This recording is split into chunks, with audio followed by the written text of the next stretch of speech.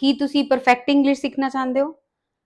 English ਨੂੰ perfectly ਲਿਖਣ ਲਈ ਟੈਂਸ ਜਿਹੜੇ ਨੇ ਉਹ ਬਹੁਤ ਜ਼ਿਆਦਾ ਬੇਸਿਕ ਸਟਰਕਚਰ ਹੈ।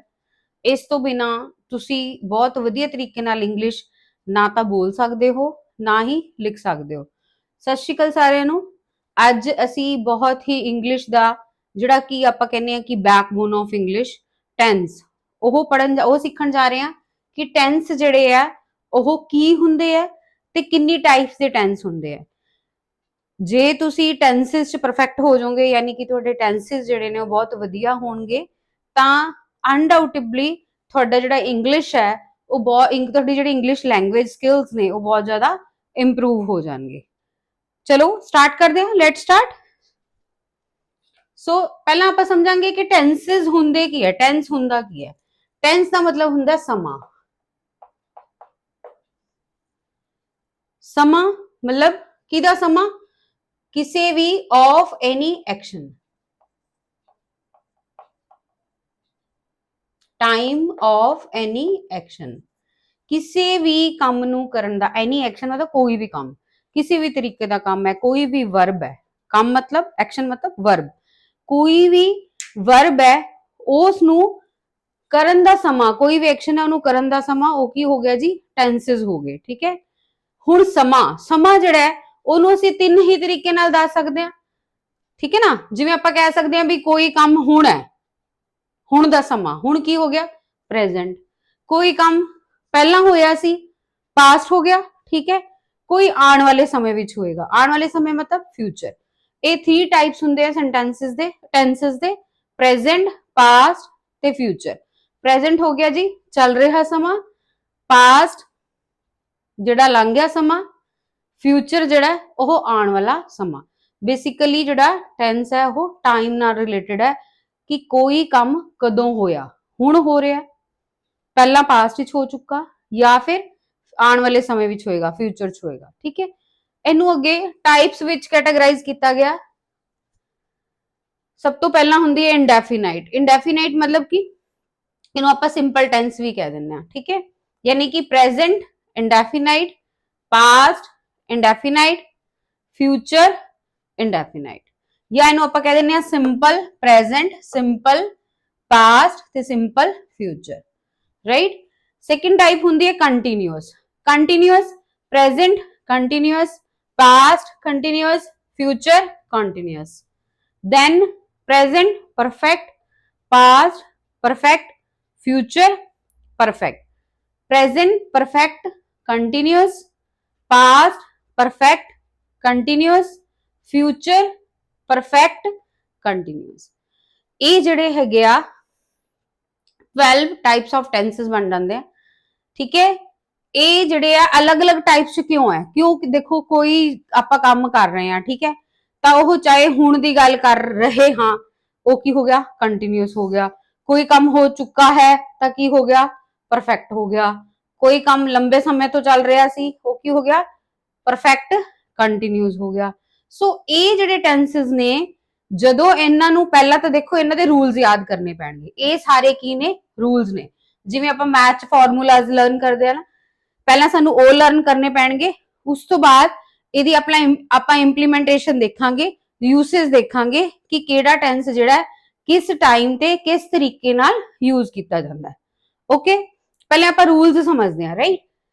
ਜਿਹੜਾ ਤਾਂ ਹੈ ਜੀ ਪ੍ਰੈਜ਼ੈਂਟ ਇੰਡੈਫੀਨਾਈਟ। ਪ੍ਰੈਜ਼ੈਂਟ ਇੰਡੈਫੀਨਾਈਟ ਨੂੰ ਹੋਰ ਕੀ ਕਹਿ ਸਕਦੇ ਆ? ਮੈਂ ਹੁਣੇ ਦੱਸਿਆ ਸਿੰਪਲ ਪ੍ਰੈਜ਼ੈਂਟ।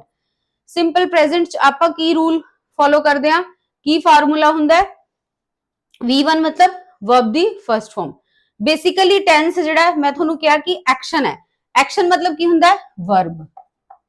ਬੇਸਿਕਲੀ ਇਸ 'ਚ ਦੇਖੋ ਤੁਸੀਂ ਸਾਰੀ ਫਾਰਮ ਆਫ ਵਰਬ ਹੀ ਲਿਖੀਆਂ ਹੋਈਆਂ, 3 ਫਾਰਮਸ ਆਫ ਦੀ ਵਰਬ ਲਿਖੀਆਂ ਹੋਈਆਂ। ਰਾਈਟ। ਸੋ ਪ੍ਰੈਜ਼ੈਂਟ ਇੰਡੈਫੀਨਾਈਟ ਜਿਹੜਾ ਉਸ 'ਚ ਆਪਾਂ ਯੂਜ਼ ਕਰਦੇ ਆ ਵਰਬ ਦੀ first farm V1। Right. V1 ਜਿਹੜਾ ਉਹ ਅਸੀਂ ਸਾਰਿਆਂ ਵਿੱਚ V1 ਯੂਜ਼ ਨਹੀਂ ਕਰਦੇ, ਸਿਰਫ ਜਿਹੜੇ ਪਲੂਰਲ ਹੁੰਦੇ ਆ। ਪਲੂਰਲ ਦਾ ਮਤਲਬ ਕੀ ਹੁੰਦਾ? ਮੋਰ ਦੈਨ 1, ਇੱਕ ਤੋਂ ਜ਼ਿਆਦਾ ਜਿਹੜੀ ਚੀਜ਼ ਹੁੰਦੀ ਹੈ ਉਹਨੂੰ ਕਹਿੰਦੇ ਆਪਾਂ ਪਲੂਰਲ। ਠੀਕ ਹੈ। ਜੇ ਤਾਂ ਪਲੂਰਲ ਹੈ ਫਿਰ ਸਿਰਫ ਵਰਬ ਦੀ ਫਰਸਟ ਫਾਰਮ ਆਏਗੀ। ਜੇ ਸਿੰਗੂਲਰ ਹੈ ਫਿਰ ਕੀ ਆਏਗਾ? ਵਰਬ ਦੀ ਫਰਸਟ ਫਾਰਮ ਦੇ ਨਾਲ ਐਡਜੈਸੈਂਟ, ਬਿਲਕੁਲ ਨਾਲ ਕੀ ਆਏਗਾ? S ਜਾਂ ES। ਜਿਵੇਂ ਵਰਬ ਦੀ ਫਸਟ ਫਾਰਮ ਹੋਗੀ ਗੋ, ਠੀਕ ਹੈ, ਤੇ ਆਪਾਂ ਕੀ ਕਰਤਾ, ਇਹ ਕੀ ਆ ਪਲੂਰਲ ਚ ਹੈ, ਜੇ ਸਿੰਗੂਲਰ ਚ ਹੈ ਤਾਂ ਆਪਾਂ ਕੀ ਲਿਖ ਦਾਂਗੇ ਗੋਜ਼। ਸਿੰਗੂਲਰ मतलब ਕੀ ਹੋਇਆ, ही शी इट, या कोई वन परसन और थिंग दी जे आपां गल करिए, एक बंदे दी, एक चीज दी जे आपां गल करदे आ तां ओह की हो जांदा है सिंगुलर। ठीक है जी। नैक्सट जिहड़ा पास्ट है, हुण सिर्फ प्रेजेंट इंडेफिनाइट ही है जिहदे विच सिंगुलर जां प्लूरल दा ध्यान रखना पैंदा है। होर किसी विच जिहड़ा है प्रेजेंट कंटीन्यूज हो गया, प्रेजेंट परफेक्ट हो गया, प्रेजेंट परफेक्ट कंटीन्यूज हो गया, इस आपां नूं सिंगुलर ते प्लूरल दा ध्यान रखना पैंदा। अदरवाइज जिहड़ा ओह की है, जिवें हुण पास्ट इंडेफिनाइट है या सिंपल पास्ट है, इस चाहे सिंगुलर है चाहे प्लूरल है, राइट, उस की लगेगा जी वर्ब दी सेकंड फॉर्म। जिवें गो वर्ब दी फर्स्ट फॉर्म होगी, जे आपां पास्ट इंडेफिनाइट दी गल करनी है, इहदी सेकंड फॉर्म की होगी went, right. Future, future indefinite या फिर सिंपल फ्यूचर, इस की लगेगा फॉर्मूला की है विल या शैल।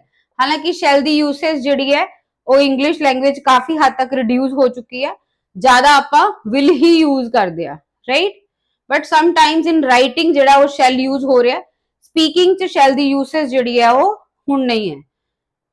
विल या फिर शैल, विल नाल हमेशा की लगेगी वर्ब दी फर्स्ट फॉर्म, विल शैल नाल की लगेगा वर्ब दी फर्स्ट फॉर्म। एक ही हो गया जी फ्यूचर इंडेफिनाइट, राइट।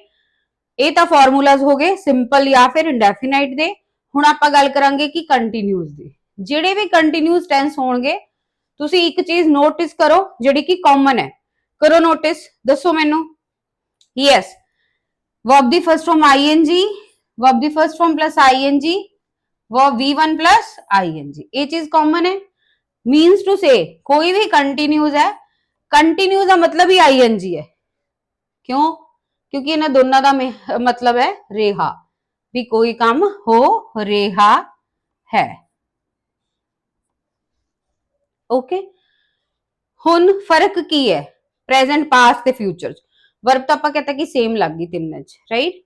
फर्क ये है, जे प्रेजेंट कंटिन्यूज है तो की आएगा इज, एम या आर। एक चीज आएगी, इज किथे आएगा जिथे सिंगुलर है यानी कि वन थिंग है, आई नाल की आएगा जी एम, राइट। आर जिहड़ा वो किहदे नाल लगेगा प्लूरल नाल, राइट। जे आपां प्रेजेंट कंटिन्यूस च गल कर रहे हैं देन इज जिहड़ा वो सिंगुलर नाल आएगा, आई एम नाल, ते आर किहदे नाल आएगा प्लूरल नाल। प्लूरल मैं तुहानूं पहलां भी दस्सिआ कि मोर दैन वन, एक तो ज्यादा चीज़ां जिहड़ियां हुंदियां उन्हां नूं आपां प्लूरल कहने आ, राइट। हुण जे पास्ट है, पास्ट विच की लगा दांगे वाज वर, सिंगुलर नाल लगेगा वाज, प्लूरल नाल लगेगा वर, राइट।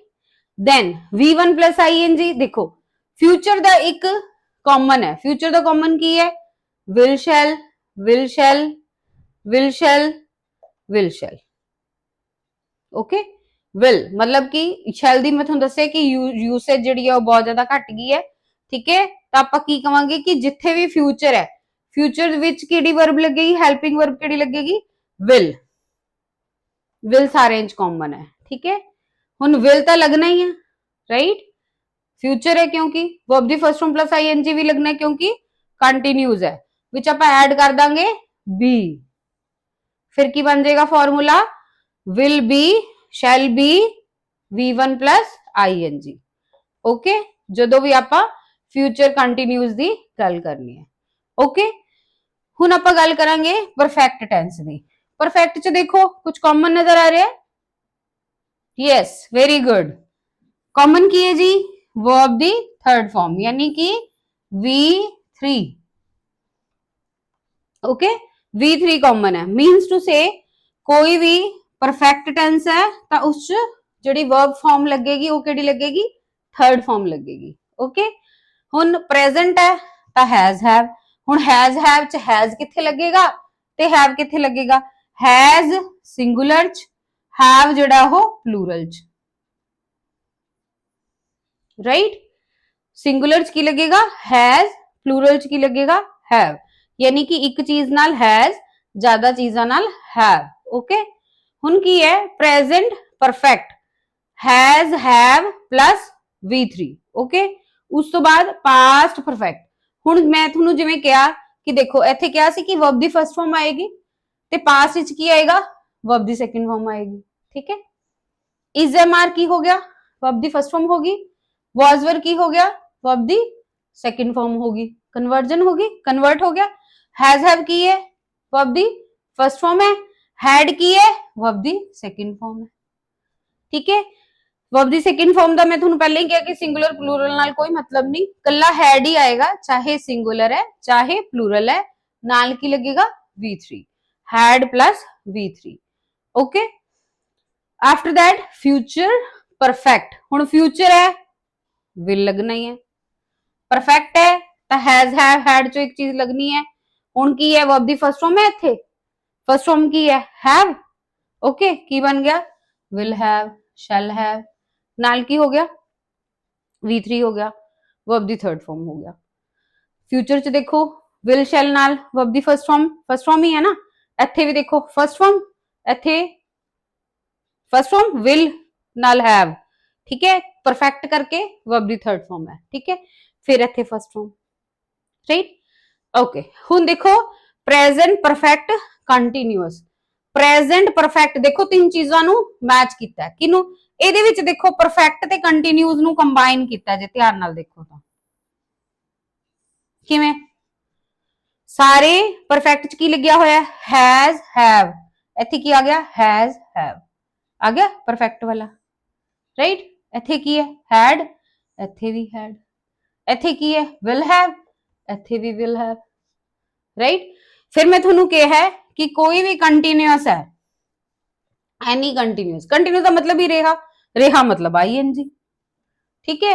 फिर अगेन कंटीन्यूअस चो की लिया आप V1 plus ING, V1 plus ING, V1 plus ING, right. But इन्हां दोनों नू जदों आपां कंबाइन करांगे विच की लग जाएगा बीन, ऐड करन लई बन गया फॉर्मूला, राइट। फिर की बन गया प्रेजेंट परफेक्ट कंटीन्यूअस की आ गया हैज हैव, हैज या हैव चो एक चीज लगेगी, सिंगुलर नाल हैज, प्लूरल नाल हैव, ऐड हो गया जी बीन। उस तो बाद V1 plus ING। Past perfect continuous, past perfect continuous की है had been V1 plus ING। Future perfect continuous की हो गया will have been plus V1 plus ING। So जे तुसी इंग्लिश नू बहुत वधिया तरीके नाल बोलना लिखना है, ठीक है। इंग्लिश लैंग्वेज स्किल्स अपने पॉलिश करने हैं, पॉलिश करनी है इंग्लिश लैंग्वेज स्किल्स तो की करना है टेंसेस जिहड़े आ वो चंगी तरह प्रिपेयर कर लेने हैं, ठीक है। ये तो मैं तुहानू जस्ट फॉर्मूलाज दस्से हैं। In next video I will tell you the usage of these tenses, ठीक है। भी ये फॉर्मूले जो तुहानू याद हो गए उस तो बाद वन बाय वन जिहड़ा वो तुसी समझोगे कि प्रेजेंट इंडेफिनाइट दी यूसेज की है, फॉर्मूला याद होएगा तां ही यूसेज समझ आएगी।